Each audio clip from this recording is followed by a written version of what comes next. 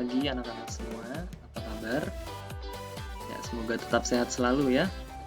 Pada pagi hari ini kembali lagi bersama Pak Aga ya, masih di dalam mata pelajaran IPA. Hari ini kita sudah memasuki di tema 8, subtema 2 dan 3 sekaligus ya. Kita langsung saja. Pada riset di subtema sebelumnya, di subtema 1 kemarin kita sudah membahas tentang siklus air ya kan, ada evaporasi, transpirasi, kondensasi, dan presipitasi. Nah sekarang di subtema 2 dan 3 ini kita akan lebih fokus ke materi pada air tanah ya. Kemarin saat kita mempelajari siklus air ya, air hujan turun ke bumi, ada yang mengalir lagi kembali ke laut, dan ada juga yang meresap ke dalam tanah, ya kan? Nah ini, air hujan yang jatuh ke bumi itu akan meresap ke dalam tanah melalui celah atau melalui pori-pori pada permukaan tanah. Nah, air itu akan mudah lebih diserap anak-anak jika tanah itu mempunyai banyak tumbuhan, banyak pepohonan. Kenapa? Dengan adanya tumbuhan, ya, dengan adanya tumbuhan, maka tanah itu akan menjadi lebih kuat. Air menjadi lebih bersih, ya. Air yang di dalam tanah ini akan menjadi lebih bersih, dan tanahnya akan menjadi lebih kuat. Namun berbeda jika tanahnya tidak mempunyai berbagai tumbuhan, tidak ditanami tumbuhan. Seperti gambar di sebelah kanan ini. Tanahnya sangat tandus, tidak ditanami tumbuhan, ya, sehingga bisa menyebabkan tanah longsor. Nah, air sulit diresap oleh tanah jika tidak terdapat tumbuhan, maka bisa air tanah bisa menjadi lebih kotor dan dapat mengakibatkan tanah longsor. Lalu perhatikan gambar ini anak-anak, ini jalan raya ya di perkotaan. Air tidak akan bisa diresap, sulit sekali, apalagi oleh aspal dan beton. Biasanya ini ditemui atau terdapat di perkotaan ya anak-anak ya. Maka jika turun hujan bisa menyebabkan banjir, dan biasanya itu terjadi di perkotaan. Nah seperti ini, kelihatan bedanya ya. Maka dari itu, tanamilah pohon atau tumbuhan lain di sekitar rumah kalian agar mempunyai cadangan air. Airnya bersih dan sehat. Lalu selain itu, bijaklah dalam menggunakan air.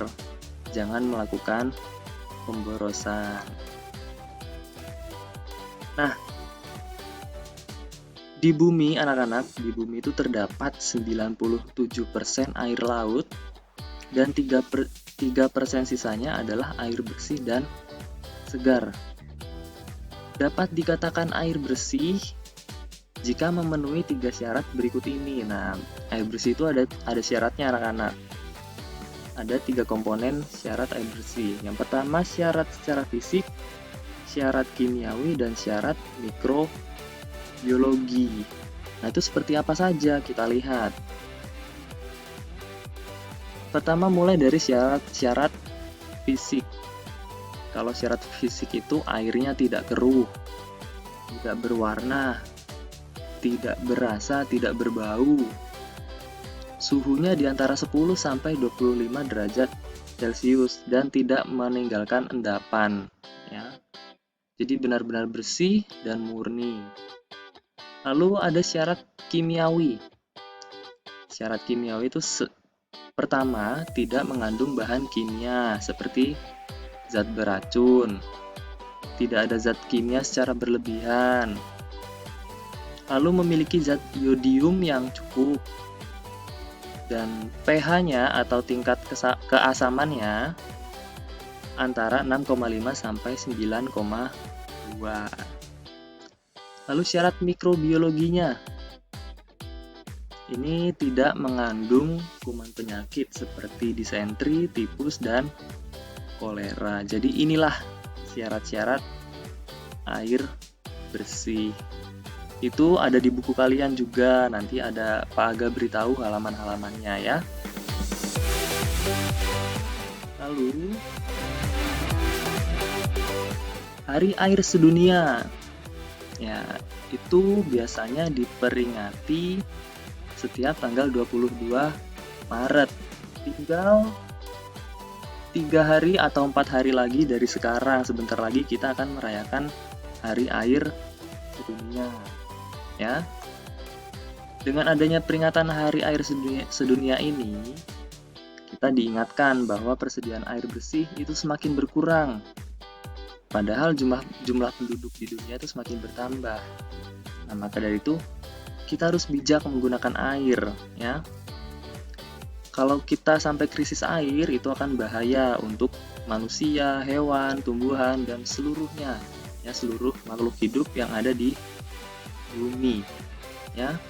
Maka dari itu, ada beberapa tindakan yang bisa kita lakukan untuk membantu mengurangi krisis air bersih.